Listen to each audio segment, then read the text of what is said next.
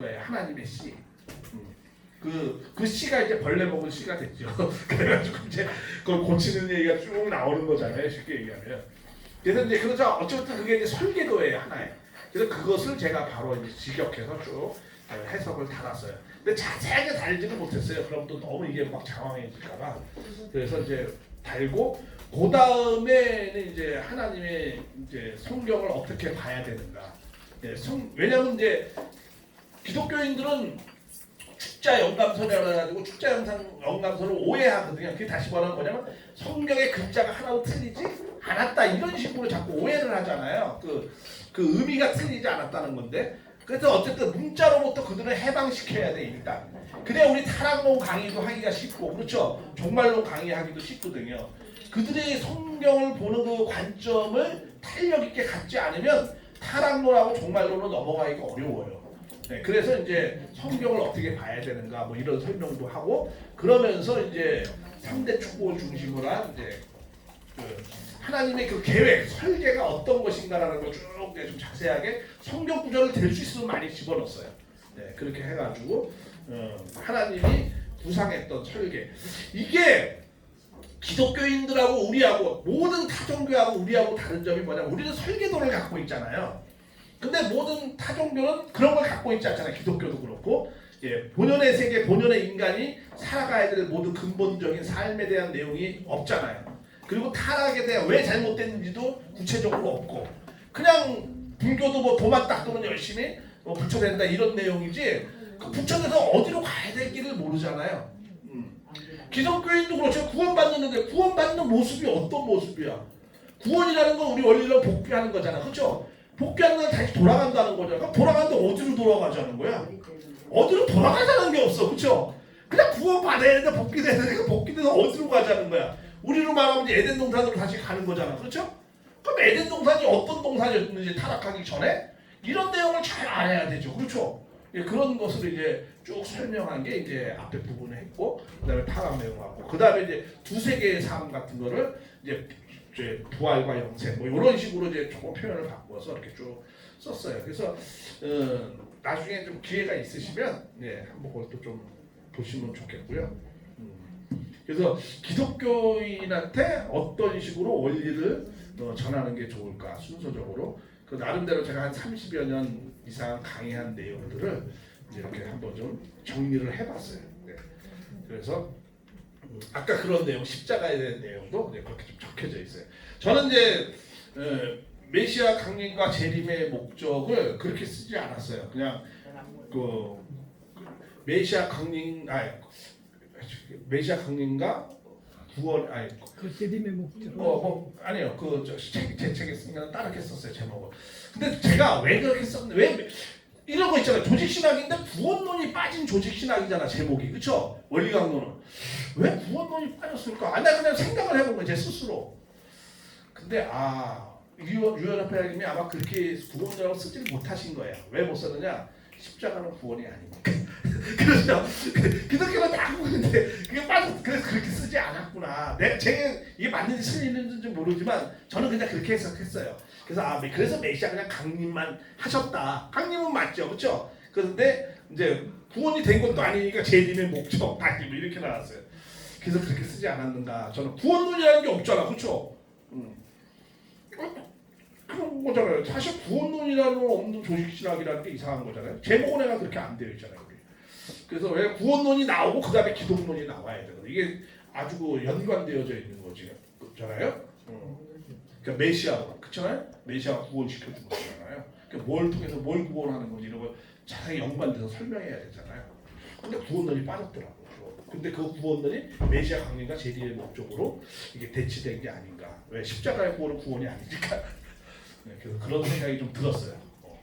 그래서 저는 이제 기독교라는데 그렇게 설명할 수가 없잖아요, 그렇죠? 그래서 이제 기독교의 구원에 대한 먼저 설명을 제가 쫙 썼어요. 그러고 난 다음에 메시아 강림과 재림의 목적을 그렇게 제목도 붙이지 않고 이제 거기에다 그렇게 연결해서 그냥 쭉 썼어요. 그런 식으로 이렇게 되어져 있습니다, 그 책이. 그러니까 이거는 좀 기독교인한테 좀 원리를 소개하기 위한 것에 맞추어서 물론 아직까지도 보충할 게 되게 많은데 그냥 이게 책이요 또 사람이 두꺼우면 질려버려서 안 봐요. 이게 좀 얇아야 만만해 보이거든. 그래서 한번 이렇게 해서 이렇게 쓱 읽고 그러잖아요. 네. 그래서 이 소책자 주면 한번 이렇게 쓱 읽어보잖아요. 근데 거기에 이만한 두꺼운 걸 읽어보라고 그래. 그냥 질려서 안 읽잖아. 또 더 요새는 또 문자 세대도 아니야. 영상 세대잖아요. 전부 다. 그러니까는 글자만 그냥 실통에 집어넣어요. 전단지도. 그냥 사진 몇 장 있고 글 몇 개 있어야 이렇게 한번 보고 그러죠. 근데 우리 시대 때는 안 그랬잖아요. 뭐 글자 오면 그냥 잘 한번 읽어보잖아요. 근데 요새 사람들은 안 해. 딱 글자만 오면 그냥 읽어보겠다고 말해요. 사진 몇 장에다 큰 글씨 한 개, 두 개 이렇게 있어야 돼요. 전단지로. 그래서 제가 이제 그 책은 이제 그렇게 나름대로 정리를 했습니다. 그러니까 기회가 있으시면 기독교라고 이렇게 대화하기 좀 용이하게 쓸 수 있어요. 그리고 그런 방식으로 한번 자세히 한번 강의를 한번 들어보자 하면 저 초청하세요. 제가 또 기꺼이 뭐 1박 2일 정도 내에서 이렇게 할 수는 있습니다. 강사는 좀 준비하시고요. 예. 자, 여담입니다. 자, 그러면 이제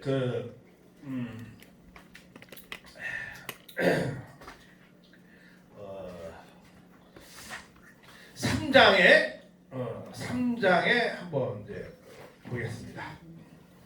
3장 사대교회 한번 보겠습니다. 이 사대교회는 중세 시대, 그러니까 이제 우리가 동시성 시대, 기독교 동시성 시대에 놓고 보면은 동서 왕조 분립 시대 플러스 아벨 교황 아비뇽 포로 시대, 그렇죠? 귀환 시대 한 600년간의 어간의 내용. 이게 이제 기독교의 가장 아주 어두웠던 시대잖아요. 예, 십자군 전쟁 막 하고 한 번 이기고 7번 다지고, 예, 성전이라고 그랬고 막 싸워가지고 다 패하니까는 이게 무슨 성전이냐, 이게 뭐 하나님의 뜻이다 이 전쟁이. 그러다가 그렇게 말한 사람이 엉뚱하게 되니까 그냥 교황도 그냥 다 포로되고 신앙이 막 급격하게 떨어지고 막 이랬을 때 이제 종교개혁도 그 다음에 나오고 그러잖아요. 예. 그래서 이 사대교회 이제 64쪽에 있는 건 바로 그런 그 중세 시대 그런 시대를 말씀하는 겁니다. 그 4장 1절 사대교회 1절, 63장 1절, 64쪽에 사대교회 사장에게 편지하기를 하나님의 7영과 7뼈를 가진 이가 가서 내가 네 행위나 네가 살았다 했으나 죽는, 살았다 하는 이름을 가지고 죽은 자다. 그러니까 예수님이 그렇게 나타났어요. 그렇죠? 그렇게 책망 못해가면서. 그러니까 얼마나 이게 아묵했으면 그렇게 하셨겠어요. 그렇죠? 이놈들 다 죽은 놈들. 이게 이제 중세 시대가 그런 시대였어요. 참, 저도 요새 참부모님 성화하셨잖아요. 그렇죠? 이 7교회는 우리 교회의 모든 교회들도 어떤 한 교회가 우리의 교회 성격이 비슷할 수도 있어요. 그렇죠? 우리 교회는 서머나 교회인가 아니면 빌라델비아 교회, 저 칭찬받을 짓만 하고 있나, 참 아버님이 혹시 우리의 꿈에 나타났는가, 우리한테 오시면 뭐라고 할까, 아이 훌륭하다 이놈들 이렇게 나타날까, 아니면 사대교회처럼 그냥 시작부터 이 갓나 새끼들 해가지고 나타나서 사무라이 칼 들고 나오셔가지고 사무라이 칼 들고 잘 얘기하시잖아요. 뭐가지고 자른다고 이놈들 다 혹시 이렇게 나타나지는 않을까, 좀 두렵고 떨린 마음으로 우리가 목회를 좀 해야 되는 시대가 아닌가, 저는 뭐 개인적으로 그런 생각도 좀 들어갑니다. 정말 아버님이 어떻게 우리 교회는 나타날 것인가, 그런 생각을 한번 오신다면, 뭐 오시는 거 마냥 좋아할 수 없을 수도 있어요. 그렇죠? 차라리 그냥 목회를 오시지 마세요. 이렇게 돼야 되나, 그런 생각도 좀 들어봅니다. 자, 그러니까 이렇게 사대교회 편지하기 7영과 7뼈가 아니라 네가 7영과 7뼈를 가졌다는 건 뭐야? 7영이라는 건 모든 걸 다 감찰하시는 눈, 성령의 눈으로 있다고. 그리고 또 7뼈를 가지시되 모든 그 사도들 모든 것들은 다 당신 안에 있다는 거야. 근데 그런 분이 오셔가지고 시작부터 너희는 살았다 아니면 가르치나 뭐야? 죽었다 이러더라. 이렇게 나타납니다. 그래서 너는 일깨워 남은 바 죽게 된 것을 65절에 굳게 내 하나님 앞에 네 행위가 온전한 것을, 온전한 걸 찾지 못했다는 거야. 그러니까 처음부터 그냥 책망만 받아요. 이 사대교회는. 그러면서 네가 어떻게 받으니 어떻게 들으니 생각하고 지켜. 만일 일깨지 않으면 내가 어떻게 온다? 도적같이 온다는 거예요. 그러니까 주님이 도적같이 온다는 말은 무슨 뭐냐면, 이거는 어떤 의미가 담겨져 있어요? 육신 쓰고 오신다라는 것이 담겨져 있죠. 그렇잖아요. 구름 타고 오는데 어떻게 도적같이 올 수 있겠어요? 네, 도둑같이 올 수 있다는 건 육신 쓰고 오신다라는 것이 암시되어 있는 내용이라 할 수 있습니다. 그 다음에 4절에 그러나 사대 그 옷을 더럽히지 아니하는 자 몇 명이 있다는 거예요. 그러니까 여기서 이제 더럽히지 않은 자 루터라든가 이런 사람들이 종교개혁자들이에요. 그때 시대 이제 그 중세시대 끝 무렵쯤에 이제 종교개혁자들이 막 나타나기 시작했거든요. 너무 썩으니까 이런 사람들이 더럽히지 않았다라는 거예요. 이런 사람들이 있어서 그래서 이제 종교개혁 시대 빌라델비 교회 시대가 열릴 수도 있는 거죠. 그래서 66절에 5절 이기는 자는 이와 같이 흰옷을 입을 것이요 내가 그 이름을 생명책으로 하라 하면서 6절에 뭐라고 그랬어요? 귀 있는 자는 뭐다? 성령이 교회에게 하시는 말씀을 들을지어다. 항상 귀 있는 자는 왜? 교회들에게 그러니까 모든 교회들이 들으라는 거야. 이 교회 하나만을 놓고 말씀하는 게 아니야. 항상 끝날 때마다 귀 있는 자 성령이 교회들에게 이렇게 합니다. 그러니까 모든 교회를 포함하고 있는 겁니다. 단순히 이 교회만을 말씀하는 건 또 아니에요. 그런데 여기서 성령이 그러니까 기독교는 누가 인도한 교회죠? 성령이 인도한 교회예요. 예수님은 그렇게 인도하지 않았어요. 3년밖에. 그렇죠? 유대인들 기독교 초창기의 제자들. 그 이유는 다 누가 인도한 거예요? 교회는? 성령이 인도한 거예요. 그래서 기독교회는 2000년간 성령의 시대였다 이렇게 말씀하는 거예요. 그래서 우리 그걸 갖다가 우리는 이렇게 말씀하죠. 구약은 누구의 시대? 성부의 시대. 그렇죠? 막 심판주의 하나님. 말 안 들으면 가장 두드러 패고. 그렇죠? 말 안 들으면 벌 주시는 하나님. 근데 신약에 나타나는 하나님은 어떻게 돼? 성령의 하나님은 위로와 권유와 권명과 보혜사 성령. 그렇죠? 어머니의 그런 따뜻한 그런 모성적 신으로 나타나서 인도를 하거든요. 그래서 이게 어머니의 그 인도하심이 기독교가 나타난 거죠. 근데 사실은 사랑이 성경에 보면 아버지의 사랑이 먼저 나타난 것 같이 보이잖아요. 그렇게. 근데 하나님이 만약에 인간이 하나님을 닮았다면 거꾸로 이제 하나님은 인간하고 비슷한 거죠. 그럼 우리가 자식을 맨 처음에 누가 키우죠? 어머니가 키우죠. 근데 왜 성경에는 아버지가 키우는 걸로 나오죠 먼저? 그거 좀 이상하지 않아요? 네? 그건 좀 그렇잖아요. 그런데 사실은 성경도 원래는 어머니의 사랑이 먼저였어요. 어디 어머니 사랑하냐? 타락하기 전까지는 어머니의 사랑이에요. 왜냐하면 인간을 창조하기 전에 하나님은 70억 년, 100억 년 수고와 정성을 들였잖아요. 그렇죠? 그건 누가 드렸겠어요? 어머니의 모성적인 마음을, 심정을 갖고 하나님이 드린 거예요. 그런데 그것이 타락됨으로 인해서 부성적인 것이 나타난 거죠. 왜냐하면 준비하는 훨씬 인간 태어나기 훨씬 전에 다 무슨 사랑이 먼저였어요? 모성적 사랑이 먼저. 준비는 어머니가 하는 거잖아요. 어머니의 따뜻한 사랑의 마음을 수고와 인내와 정성으로 한 거잖아요. 어머니 사랑이 먼저예요, 사실. 이 천지 창조를 짓고 준비하고 다 어머니가 하죠. 우리 아기가 바깥으로 나올 때 어머니 뱃속에서 누가 준비합니까? 어머니가 준비하잖아요. 그렇죠? 아기가 나오기 전에. 그러니까 인간이 나오기 전에 누가 먼저 준비했겠어요? 모성적 하나님이 준비했겠죠, 당연히. 그런데 인간이 타락해서 부성적 하나님이 나타난 거죠. 이게 맞는지 모르지만 그렇게 해석하는 것도 우리가 그렇게 생각해 볼 수 있는 거죠, 얼마든지. 왜? 우리는 본연의 세계를 아니까. 그렇죠? 기성교회는 상상할 수 없는 거지만 우리는 상상을 할 수 있죠. 생각할 수 있고. 항상 우리는 스스로 질문을 해봐야 되잖아요. 그래서 모성적 사랑이 먼저예요. 성경도 사실은 모성적 사랑이 먼저예요. 이 우주 창조도 모성적 사랑이 먼저의 심정을 갖고 한 거죠. 수고와 인내와 정성을 갖고. 네, 그런 생각을 좀 해봤습니다. 67쪽에 보면은 그래서 빌라델비아 교회가 나옵니다. 이게 중요한 교회입니다. 이 빌라델비아 사제에게 편지하여 기록하고 이 빌라델비아에는 뭐예요? 메시아 강림 준비 시대의 교회와 같은 거예요. 종교개혁 이후의 시대의 교회를 우리가 이렇게 좀 연상하면서 보면 좋겠습니다.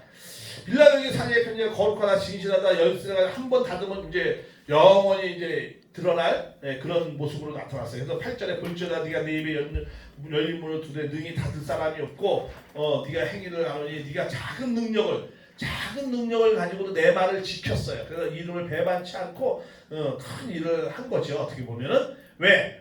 종교개혁 이후에 작게 종교개혁이 출발했지만 그것이 세계화로 만드셨어요. 그러니까는 뭐예요? 네가 작은 능력을 가지고도 내 일을 지켰다는 거야. 배반치 않고. 그러니까 여기는 아주 칭찬만 받는 교회예요. 그러면서 9절에 보면은 보라 사탄의 회 자칫 유대인 때 이제 막 그때 기독교 초대교인들을 막 고발하는 이런 사람들을 다 사탄이라고 표현하면서 그들이 네 발 아래 다 굴복할 것이다 이렇게 말씀을 합니다. 필라델피아 교회가 결국은 유대교고 뭐 다 굴복했죠. 그러면서 10절에 보면은 이 요한계시록 전체 중에서 이 3장 10절이 제일 어렵고 제일 중요해요. 이 3장 10절을 잘 이해해야 요한계시록의 전체를 이해할 수 있습니다. 이 요한계시록은 3장 10절에 나와 있는 말씀과 연관되어서 이해를 해야 돼요. 자, 이거는 뭐냐면 3장 10절은 뭐냐면 주님이 오시는 때고 주님이 오시는 때에 무슨 일이 되어지는가라는 것을 말씀을 하는 거예요. 메시아 강림 준비 시대의 교회라고 그랬잖아요. 우리가 상징적으로. 자, 그러면 메시아 강림 준비 시대에 주님이 오시는 거잖아요. 자, 그러면 3장 10절에 봐요. 네가 나의 인내의 말씀을 지켜 내가 또한 너를 지키어 시험의 때가 면하게 하라. 이는 장차 어떻게 된다는 거예요? 온 세상에 뭐가 온다는 거예요? 땅에 거하는 자를 뭐한다? 시험의 때. 이게 심판한다는 거야. 시험. 온 세상을 심판할 때가 온다는 거예요. 이게 뭐 종말의 때를 말씀하는 거죠. 그럼 심판은 누가 하죠? 죄인 주님이 하잖아요. 그렇죠? 그러면 이것은 뭐야? 주님이 오신 때를 말씀하는 거예요. 시험의 때. 그러면 주님이 오실 때는 어떤 때냐? 자, 마태복음 24장 소묵시록이라고 하는 장이 있어요. 마태복음 24장도 재림장이라고 그러거든요.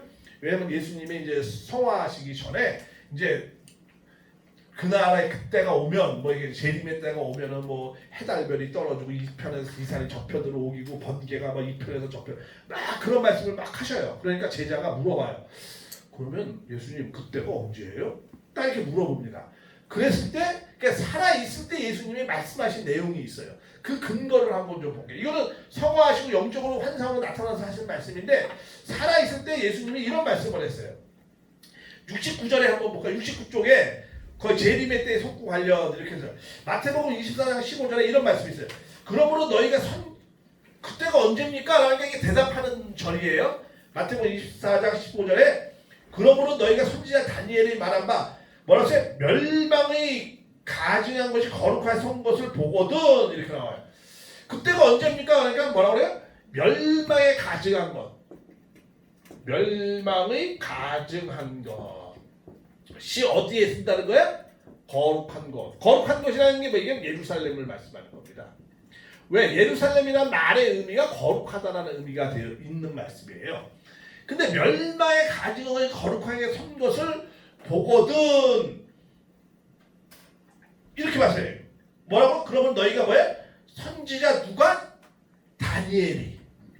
이 다니엘이 어떻게 말씀하셨다는 거예요? 멸망의 가증을 거룩하게 선 것을 보라라고 말씀했어요. 다니엘이 그 한 말씀에 한번 그쪽을 보라는 거예요. 그럼 거기에 재림의 때를 알 수 있다는 거야. 그래? 그러면 한번 다니엘서 한번 그 멸망의 가증한 때가 어딘가 봤더니 다니엘서 12장 11절에 나와요. 다니엘서 12장은 이건 재림의 때가 이 다니엘서의 특징은요. 좀 다니엘서는 구약의 묵시록이라고 하는 말이 있을 정도로 이게 또 굉장히 예언에 대한 주로 말씀입니다. 근데 이 다니엘의 특징이 하나 있어요. 이건 뭐냐면 초림과 재림을 동시에 말씀하는 내용이 많이 나와 있어요. 그러면 초림 근데 이 12장은 뭐예요? 주로 재림 때에 대한 말씀이 많이 있는 내용이에요. 근데 여기서 이런 말씀을 해요. 다니엘이 뭐라고 말씀을 하냐면 이거 매일 드리는 제사가 폐하며 멸망에 가증한 것이 세워질 때, 그렇죠? 매일 드리는 제사는 예루살렘에서 드렸어요. 이게 폐하여지면서 멸망에 가증한 것이 서면서 여기서부터 며칠간 1290일이 멸망의 가정 세울 때부터 1290일이 지날 것이요. 1290일이 지나면은 이때 뭐가 온다는 거예요? 주님이 오신다. 이런 말씀이 적혀져 있어요. 자, 그러면 멸망에 가증한 것이 언제 세웠는가? 예루살렘에 멸망에 가증한 것은 그건 다시 말하면 회교 성전을 말씀하는 거죠. 그렇죠? 가인편의 사탄편의 세계 성전. 회교 성전이 몇 년도에 세워졌냐면 AD 이 로마가 점령하고 난 다음에 로마가 이제 무너지면서 그 자리를 이 예루살렘을 누가 차지했어요? 회교들 이슬람이 성전을 하면서 거기 차지했어요. 그게 몇 년도면 630년도에 차지했어요.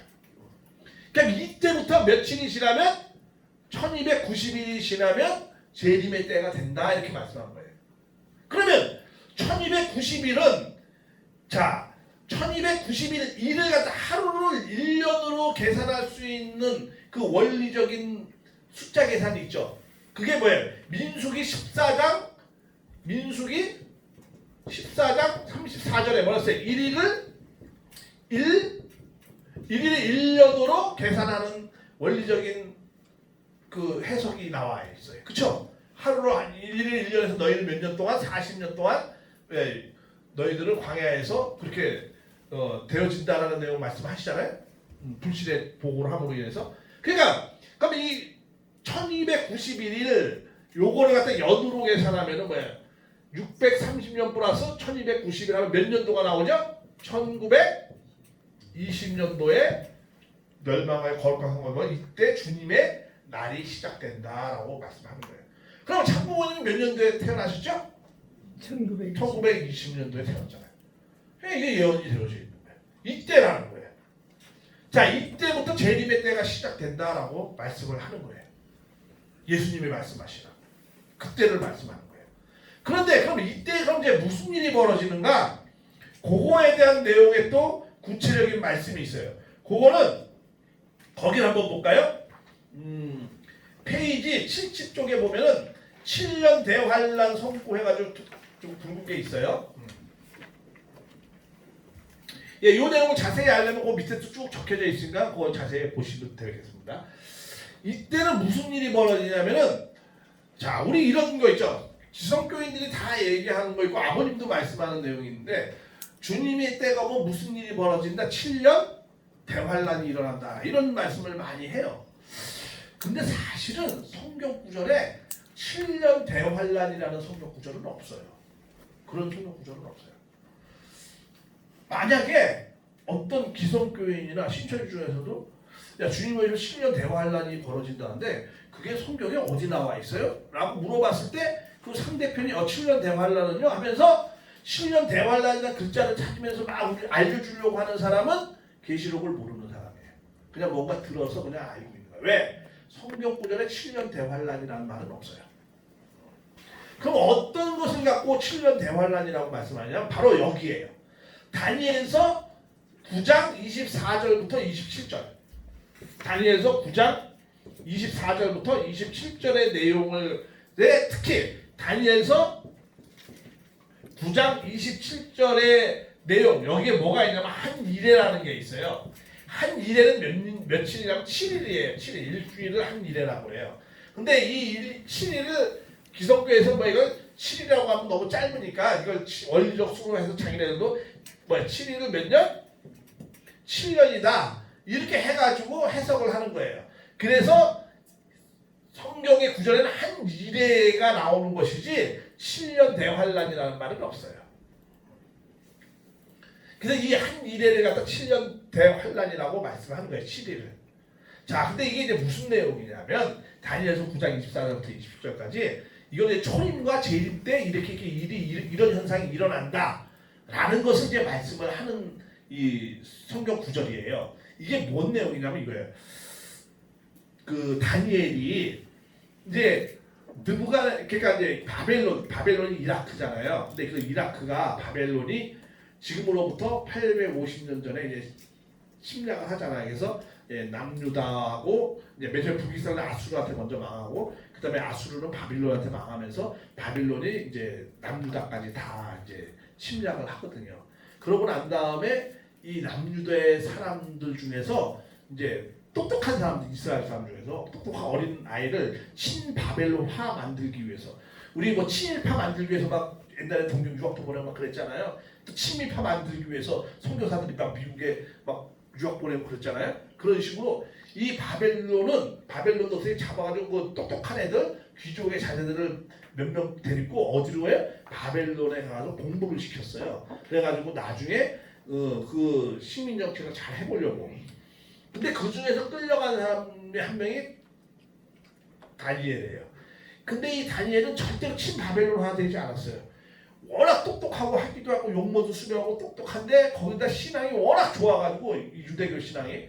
그래가지고 이 사람은 항상 자기네 그 나라를 보고 항상 하루에 3번씩 기도를 하면서 경배를 하면서 기도를 하면서 그렇게 살았던 사람이에요. 근데 이 사람이 이 3명의 왕을 자기가 바꿔가면서도 총리를 계속했던 사람이에요. 저 뭐 중국에 지금 뭐라고 하나 누구 뭐 정치에 뭐 왕 누가 저 뭐 강택민 무슨 뭐 호진타오 그 다음에 또 시진핑을 다 바꿔면서도 끝까지 왕사를 하고 있는 뭐 누가 있다고 그러잖아요. 뒤에서 배후에서 그런 사람이 있는 것 같이 이 다니엘도 어떻게 다니엘은 그거 더 높은 지에 총리를 왕을 3명이나 바꾸면서 계속 총리를 했었어요. 근데 이제 이 다니엘이 그러면서도 그 호화로운 그 생활을 좋아하지 않았어요. 민족심도 대단하고 신앙도 대단해가지고 하나님한테 항상 기도를 한 거야. 도대체 하나님, 우리가 언제 이게 다시 본국으로 돌아가겠습니까? 우리를 언제 해방해 주겠습니까? 하고 간절히 하늘 앞에 기도를 했어요. 그랬더니 거기에 가브리엘이 하나님을 대신해 가브리엘이 나타났어요. 나타나가지고 너희들은 죄를 많이 졌기 때문에 이 죄가 다 끝나야 돼. 탕감을 다 해야 된다는 거예요. 근데 이게 며칠 탕감해야 된다는 거야? 70일의 탕감을 다 하면은 마지막 때에 기름 부은 자가 나타나가지고 영원한 하나님의 나라를 이룰 것이라는 거야. 그것을 가브리엘이 다니엘의 그 기도에 응답을 했어요. 그런데 그 70일의 그 내용이 지금 여기 적혀 있는 건데 여기 70일의 초림과 재림의 내용이 다 여기에 나와져 있어요. 그래서 초림의 내용이 앞에 부분에 나와 있거든요. 그걸 먼저 한번 보겠습니다. 그 70쪽에 보면은 24페이지에 24절 70쪽 24절에 그 7년 대화하는 성구 밑에 네 백성과 네 가족이 거룩한 성을 위하여 이른 이래를 정해. 이른 이래를 정하였다는 거야. 71회 동안에 너희들은 뭘 해야 된다는 거야? 벌을 받아야 된다는 거야. 이 기간 동안.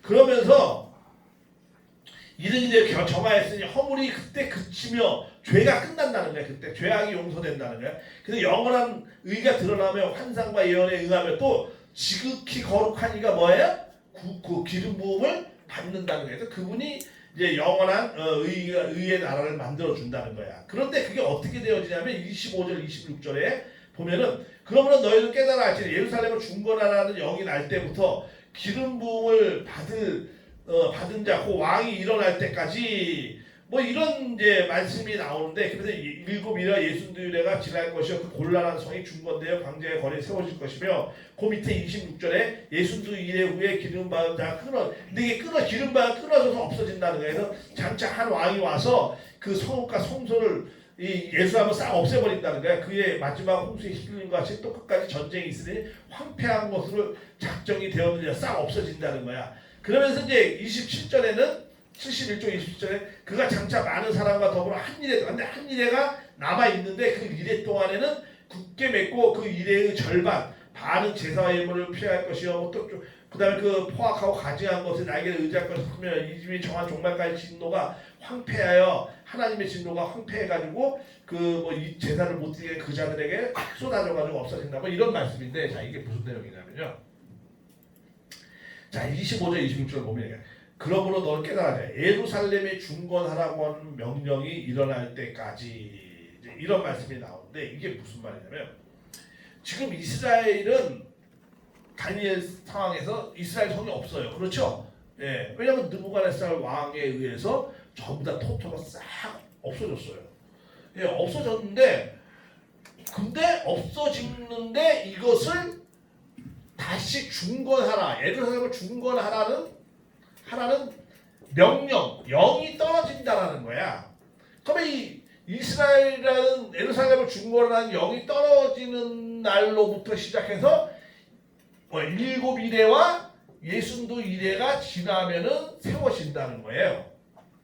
이게 지금 25절에 25절의 말씀이 그런 내용이에요. 예루살렘 중건의 영이 날 때부터 기름 부음하고 왕이 일어나서 일곱 이레 예순두 이레가 지날 것이요 그 곤란한 성의 중건대의 광장에 세워진다는 거야. 그러니까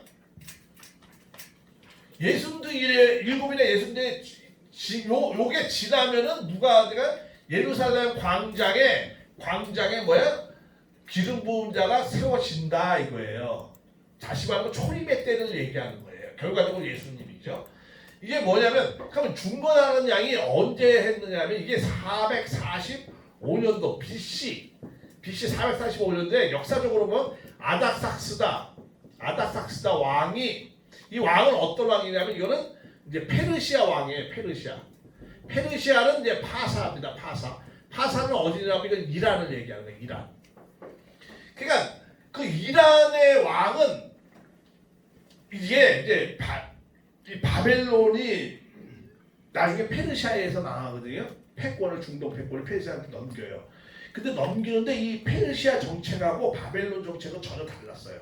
바벨론 정책은 그냥 모두 노예고 뭐 다 노예 삼았어요. 싹 없애버리고. 근데 페르시아 정책은 그렇게 하지 않았어요. 반대로 했어요. 그들의 노예로 된 걸 다 본국으로 보내주고 될 수 있으면, 그리고 그들이 갖고 있는 종교와 문화도 존중해 줬어요. 대신 난 딱 한 가지만 잘하는 거야. 뭐야? 세금은 잘 내라. 이제 그런 형식으로 이렇게 한 거예요. 로마도 정책이 그런 거였어요. 자기네들 로마의 말을 잘 따르면은 잘 이렇게 해주고, 그러면서 종교도 자유를 허락해주고 세금만 잘 내면 그렇게 해줬어요. 근데 이스라엘이 나중에 어떻게 너무 로마에 대항하니까, 그쵸? 그러니까 그냥 싹 그냥 없애버린 거예요. 도랑 남기자고 싹 없애버린 거예요. 그래서 2000년 동안 유리하는 계획이 된 거죠.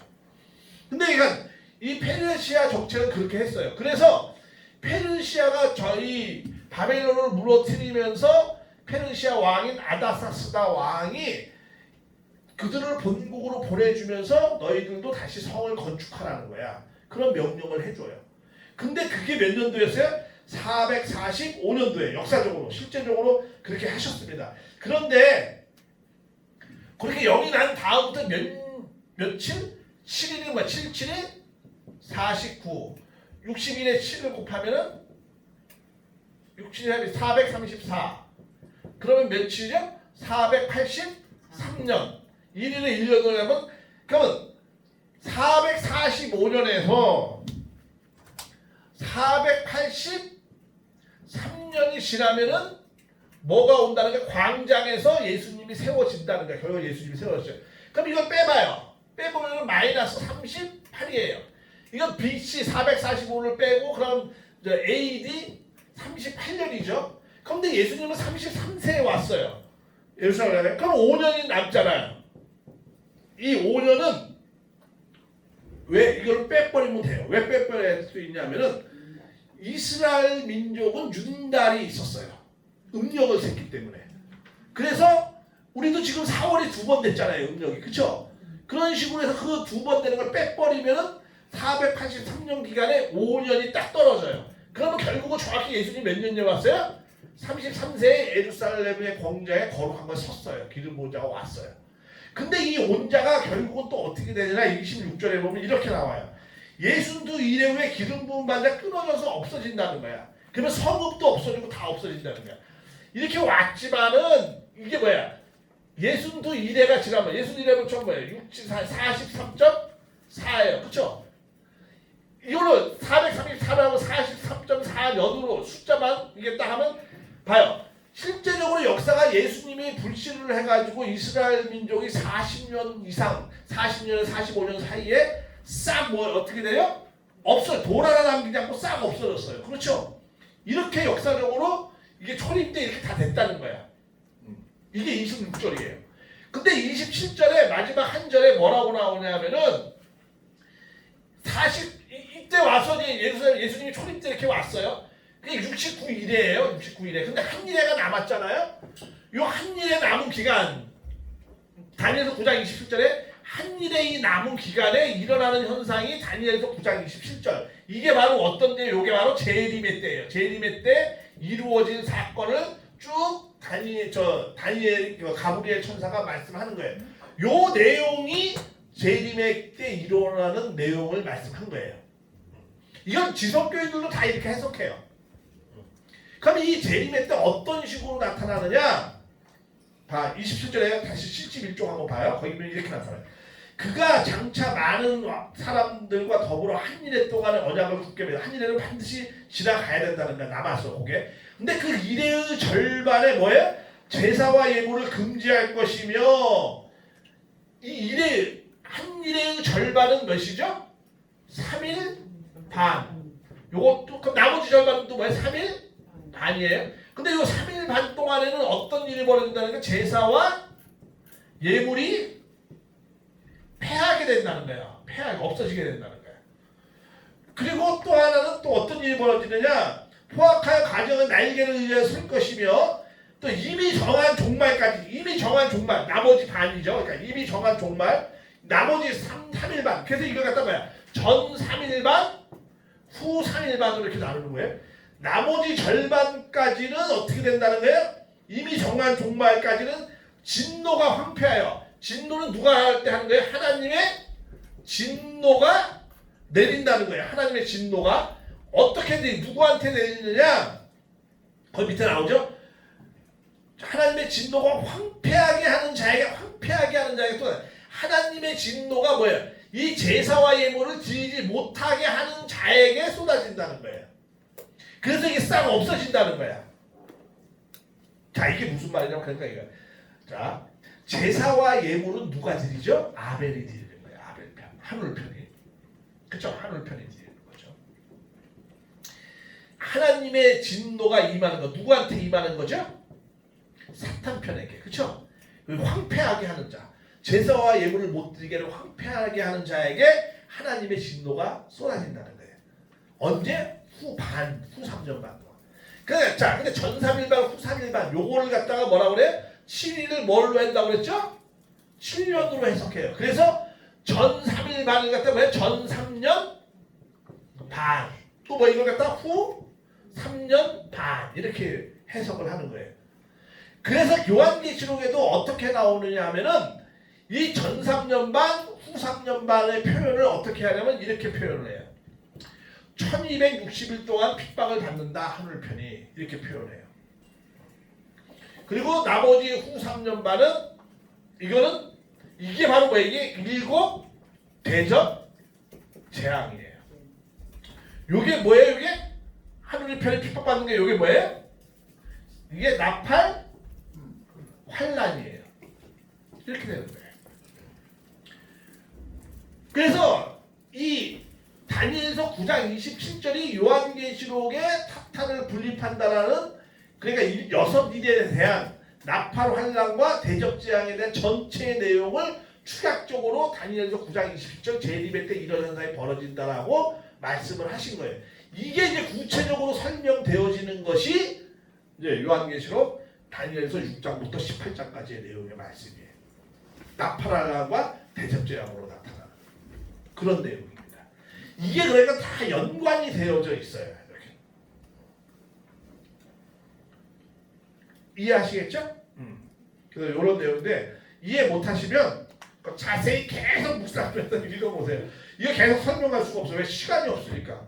내가 이게 보통 이거 30분 이상 할애해서 했는데 우리 목사님한테는 제가 지금 15분, 20분에 저는 이걸 다 말씀을 드렸습니다. 그래서 이 내용을 가서 이게 제일 내가 많은 장을 할애해서 설명했어요.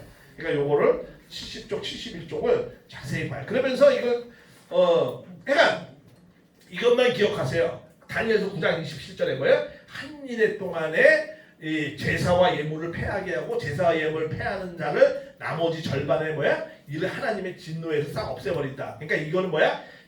제사와 예물을 드리지 못하는 건 하늘 편이 하는 거니까 그렇죠? 이게 나팔 환란 믿음의 기대고 그렇잖아요? 또 요거는 뭐야? 환란 다시 말하면 황폐케 하는 데는 하나님의 진노를 없애버리니까 요거 뭐야? 대접 재앙이면서 이거는 다시 말 실체기대로서 사탄을 완전히 굴복시켜서 없애는 것. 이 정도로만 일단 기억을 하세요. 그래서 이 내용을 이제 구체적으로 계속 이제 이어갈 겁니다. 그래서 이때 재림의 때 1920년도에 재림의 때가 시작되는데 이 재림의 때에는 전삼전반, 후삼전반 이렇게 환란이 일어나는 거예요. 전삼전반, 후삼. 근데 7일이 결국은 몇 년으로 되었냐면 7일을 기성교는 7년으로 해석했는데 결과적으로 역사적으로 실제로 일어난 것은 참부모님이 주장은 70년이 일어난 거예요. 불신했기 때문에 기독교가 연장돼가지고. 네, 그런 내용이. 그래서 전삼전반, 후삼전반은 35년, 35년 이렇게 나눌 수 있어요. 그래서 그런 관점에서 아버님의 노정과 이 요한계시록의 내용을 연관해서 쭉 살펴보겠습니다. 자, 그런데 이제 71쪽 한번 보겠습니다. 73쪽 한번 보겠습니다. 이거 자세히 설명하면 이런 기본적인 듣고 이거 자세히 보시면은요 다 이해할 수 있습니다. 73쪽에 보면 이런 말씀이 있습니다. 11절에 보면 내가 속히 이 말이 이제 곧 오신다는 거야. 내가 그렇죠? 주님이 오신다는 거야. 내가 가진 것을 굳게 잡아 아무나 네 면류관을 빼앗지 못하게 하리라. 굳게 잡으면 네가 면류관. 그러면서 뭐라고 해요? 아주 예시하는 말씀이 있어요. 12절에 보면 이기는 자는 내 하나님의 성전이 기둥이 되게 하고 그가 결코 다시 나가지 아니하리라. 영원히 하나님의 장막의 기둥이 된다. 내가 하나님의 이름과 하나님의 성 곧 하늘에서 내 하나님께서 하늘에서 내려오는 뭘 준다는 거야? 새 예루살렘 이름과 새 이름을 그 위에 기록하라. 근데 이 새 예루살렘은 어떤 거냐? 이거는 가정교회를 얘기하는 거예요. 나중에 이제 이 하늘에서 내려오는 새 예루살렘에는 보니까 그 19장에 보니까 21장에 새 예루살렘은 21장에서 보니까 그 안에는 누가 있어요? 신부와 어린 양이 있어요. 실제 성이 아니에요. 이제 그런 게 쭉 나옵니다. 그때 가서 이제 자세히 볼 겁니다. 그러니까 참부모님을 중심 삼고 가정 완성을 이루는 내용을 나와요. 그러니까 여기서 주님이 오시는 분을 굳게 잡으면 너희가 뭘 이룬다는 거야? 가정 완성을 이룬다라는 그런 멸류관을 준다는 거야. 야, 이게 정확하게 앞뒤가 다 맞아 있어요. 왜? 누가 쓰신 거기 때문에? 하나님이 성령의 인도하심으로 썼기 때문에 그래요. 이런 거 부정할 수 없어요. 기독교 목사님이 깜짝 놀랐어요. 정말로. 야, 어떻게 빈틈이 없다는 거야. 그래서 내가 그랬죠. 아니 뭐 성령의 말씀 뭐 빈틈이 있습니까? 그런 말 정말요. 그래서 그런 내용을 한번 보고 그 다음에 이제 이 마지막 교회, 현대교회, 예수님을 참부모님 불신한 현대교회의 모습이 라오디아 교회에 나와요. 여기는 또 하나도 칭찬받지 못했어요. 주님을 불신한 교회니까 칭찬받을 수가 없겠죠. 거기에 보면 이렇게 나옵니다. 라오디아에게 보낸 편지를 보면서 14절에 라오디아의 교회의 사역에 편지하기를 아멘하시오 충정되시오 하면서 15절에 내가 네 행위를 아니라 처음부터 책망해. 네가 차지도 아니하고 더욱지도 않고 차지도 않고 더욱든지 하기라. 그러니까 차지도 않고 더욱지도 않다. 이거는 어떤 입장이죠? 인간이 중간자의 입장이죠. 그렇죠? 그러면 중간자의 입장의 존재는 원리적으로 하나님이 상대할 수 있어요? 없어요? 없어요. 누구도 또 상대 못하죠? 사탄도 상대 못해요. 그럼 중간자에 있는 입장은 하나님도 상대 못하고 사탄도 상대 못하고 그럼 누구만 믿어? 지 주목만 믿고 살아야죠. 근데 라오디아의 시대 정신, 이 시대의 시대 정신이 무슨 시대 정신이죠? 포스트 모더니즘 시대 정신이야. 그렇죠? 지금 포스트 모더니즘 시대의 정신이 있어요. 포스트 모더니즘이라는 게 뭐야? 주관적 진리, 지가 믿는 바가 진리야. 그렇죠? 이런 것을 산학적 배경을 한 것은 사실은 칸트가 잘한 것도 있지만 못한 것도 있어요. 그것 때문에 뭐야? 칸트의 철학이 실천 이상 비판 철학의 중심 핵심이 뭐죠? 지가 믿는 거, 인식하는 게 진리라는 거야. 그렇죠? 아무리 뭐 이게 있다는 게 그게 중요하지 않아. 자기가 깨닫고 인식하는 게 진리라는 거 아니야.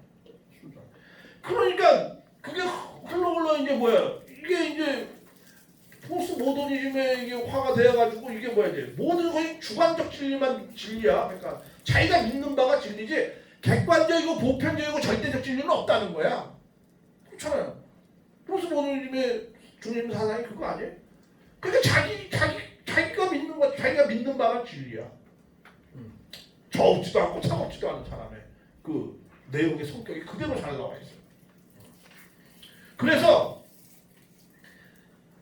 그렇지만 그런 사상을 갖고 있는 끝에 종말이 뭐예요? 허무한 거지 뭐. 그렇죠? 포스모더니즘의 종말이 뭐 허무하고 염세주의죠. 이거 다 그렇게 살잖아요. 마지막 해밍웨이도 그냥 곤충을 빵에서 자라라고 다 그렇게 사는 거예요. 그러니까 그 사람들은 하나님을 믿지 않으니까 지 주먹만 믿고 사니까 그러니까 그냥 뭐 생긴 대로 열심히 그냥 살라는 거 아니야. 사람들의 주장이 그거 아니에요. 그냥 사회적으로 열심히 살기만 하면 된다고. 우리가 무엇을 어디서 왔느니 뭐 했느니 뭐 이거 중요하지 않다는 거 아니에요. 그래서 우리는 뭐라고 그래? 던져진 존재라고 그래. 던져진 존재. 근데 우리는 던져진 존재가 아니죠 사실은. 우리는 무슨 존재예요? 보내신 존재죠. 하나님의 사랑으로 말미암아서 우리의 생명이 태어났잖아요. 그렇죠? 하나님은 우리에게 모든 자에게 다 계획이 있어서 우리를 이 땅에 보낸 거죠. 이 땅에 보낸 우리의 생명은 뭘 하라고 보냈죠? 사랑의 완성의 목적을 이루려고. 우리의 하나님의 창조 목적이 사랑의 완성이니까 우리의 존재 목적이 뭐예요? 사랑의 완성을 이루기 위해서 이 땅 가운데 우리의 생명은 태어난 거예요. 그렇죠? 그래서 우리가 창조 원리대로 삶을 잘 살아가면 그 살아가는 법, 창조 원리대로 잘 살아가면 우리는 뭘 이루는 거예요? 창조 목적을 이루는 거죠. 창조 원리대로 잘 인생길을 가면 창조 목적을 이루는, 사랑의 완성을 이루는. 우리는 던져진 존재가 아니고 그 목적을 위해서 보내진 자죠. 그렇죠? 그것을 정확하게 우리가 인식을 시켜줄 때 그때 사람이 바뀔 수가 있는 거죠. 그래서 모든 헤매고 있는 그런 사람들에게 그걸 전해줘야 되죠. 항상 그러죠. 강의할 때 핸드폰이 자기의 존재 목적 사용법을 핸드폰이 알아요? 핸드폰을 만든 자가 제일 잘 알죠. 그렇죠?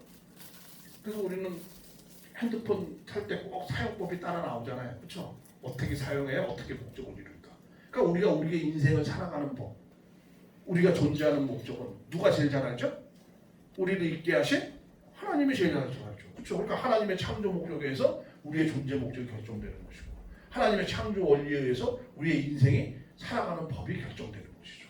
그 인생 그대로 잘 살아가면 우리는 창조 목적이요 존재 목적을 이루는 거죠. 누구나 다 사랑의 완성을 이루는 우리의 생명이 돼야 되는 거죠. 그런 것을 우리가 잘 설명할 수 있어야 되죠. 이게 이 시대에 뜨겁거나 더 차갑거나 하지도 않은 자들에게 하나님의 음성을 들려줘야 될 우리의 사명이요 책임이라고 생각이 되어집니다. 그래서 76쪽에 보면은 12절에 그래서 내게 말하기를 나는 부자여라 부유하여 부족하신 것이 없고 이제 기성교회로 비유를 하면은 이제 기성교회 모든 게 풍요로운 것 같죠. 그러나 그들은 공부하고 관련한 것 같이 아무것도 뭐 창조의 내용도 모르고 타락의 내용도 복귀의 내용도 몰라요 사실은. 그러면서 자기네들은 다 안다고 막 큰 소리 뻥뻥 치고 있죠. 아무것도 모르면서. 그래서 뭐라고 해 18절에 내가 너를 권하노니 내게서 불로 연단을 받아 금을 사서 부유하게 하고 흰옷을 입게 벌거 수치를 보이지 않게 하고 안약을 사서 영적인 안약으로 눈을 발라라 뭐 이런 거죠. 여기 또 안약 공장이 많았거든 라우디아게 지방에. 뭐 그런 걸로 이제 쭉 내가 다 읽어보시면 알고요. 근데 20절에 이런 말씀이 있어요. 볼지어다 내가 문 밖에 서서 두드리려니 문 밖에 섰어요. 누가 오셨어요? 누가 문 밖에 섰어요? 주님이 벌써 오셨어요. 그래서 문 밖에 섰어요. 그죠? 문 밖에 오셨어요. 그래서 뭐야? 내가 두드리는 누구든 내 음성을 듣고 문을 열어주면 내가 그에게로 들어가 더불어 먹고 그는 나와 더불어 먹으리라. 그러니까 주님이 문을 두드리고 있어요. 벌써 오셔서. 그렇죠? 근데 교회가 문을 지금 걸어 잠그고 있잖아요. 그러니까 빨리 그들이 문을 열게 해야 될 책임이 우리가 있는 거죠. 그래서 77쪽에 21절 이기는 그에게 내 보좌에 앉게 하여 주기를 내가 이기고 아버지 보좌에 함께 있는 것쭉 하리라. 그러면서 귀 있는 자는 성령에게 드리라. 이런 말씀을 합니다. 그래서 지금 이 시대에 그쵸 주님이 오셨어요. 교회 문을 두드리고 있어요. 그러니까 이런 시대 정신도 지금 호스트미드의 시대 정신이지만 기독교도 그래요. 지금 1920년도부터요 모더니즘 시대가 끝나고 포스트 모더니즘 시대가 들어오면서 이 기독교도요 자유신학 바람이 엄청 불기 시작했잖아요. 그래가지고 이게 이제 정말 사실적으로 이게 도대체 뭐냐 이게 성경이 사실적 역사적 사실이 있느냐 이게 과학적으로 맞느냐 막 분석하기 시작했잖아요. 그래가지고 이게 독일서부터 그렇게 막 분석하기 시작하고 그렇게 했어요. 현대신학에 바람이 불어가지고. 근데 보면 볼수록 다 사실이 아니야. 그죠? 보면 볼수록 역사적 근거가 없는 내용들이야. 그러니까 1920년도 그 이후부터는 뭐예요? 신학을 하면 뭐가 떨어져? 신앙이 떨어져. 하나님을 멀리하게 되는 거예요. 그게 왜 유럽으로부터 시작. 지금은 유럽은 교회도 없어요. 그렇죠? 하나님 소리 하면 이상한 사람들 왕따 당해요. 젊은 사람들 하나님 소리 하면 이 생뚱맞게는 무슨 소리야. 이렇게 나와요. 유럽이 그렇게 돼버리고 말았죠. 또 기독교 교회도 뭐예요? 자유 바람이 불어가지고 그쵸 자유신앙도 기독교도 초토화됐죠. 그렇죠? 그래서 이제 한국도 들어왔잖아요. 그렇죠? 한국도 뭐예요? 좀 신학이 뭐 그냥 졸업하면 다 실업자다 이런데 안 가는데 뭐 그래. 그러니까 이거 다른 의미에서 포스트 모더니즘 다른 의미에서 그러니까 사실이 무엇이냐라고 기독교는 자유신앙 그런 관점이에요. 근데 사실을 넘어서서 뭘 봐야 되는 거죠? 우리는 본질을 봐야 되는 거죠. 원리는 그렇게 적혀져 있죠. 성경이 사실이냐 아니냐를 넘어서서 우리는 뭐야? 그 성경이 얘기하고자 하는 뭘 보고 있어요? 본질을 보는 거죠. 그러니까 성경도 포스트 모더니즘의 우리의 의미에서 포스트 모더니즘의 재해석을 해야 되는 거예요. 그 재해석을 한 게 원리죠. 그죠? 타락이 뭐 어느 동산에 어떤 지역에 어떻게 있는 사실 그 사실이 중요한 게 아니고 그쵸? 그게 몇 년도에 언제 일어난 그 사실이 중요한 게 아니고 거기서 얘기하고자 하려는 그 본질의 의미가 뭐냐? 죄의 근원이 어떻게 되었는가? 이런 뭐 7일을 창조했는지 7천년인지 뭐 그게 중요한 게 아니고 그쵸? 그 본질이 뭐냐 이거죠. 그 사실을 넘어서 본질을 가르치는 것이 원리잖아요. 그것을 우리는 전해줘야 돼요. 이 시대에. 그래서 성경도 그렇게 해석을 해야 되죠. 그럴 때 우리가 이제 다시 마음의 신앙이 부활이 될 수 있는 거죠. 그러니까 기독교 신학도 누구를 만나야 돼요? 참부모님을 만나야 부활되는 거예요. 성서의 해석도 원리적인 해석을 통해서 봐야지 성서를 제대로 해석하는 거죠. 그렇게 해석할 수 있는 거죠. 그런 사명을 우리가 잘 해줘야만이 앞으로 기독교를 우리가 참부모님을 대신해서 문을 여전히 줄 수 있다고 생각합니다. 이제 4장부터는 이제 본격적으로 이제 전혀 이제 지금까지 신약의 시대예요. 신약의 시대. 그쵸? 지금 있는 교회, 성령이 인도했던 교회를 쭉 설명했어요.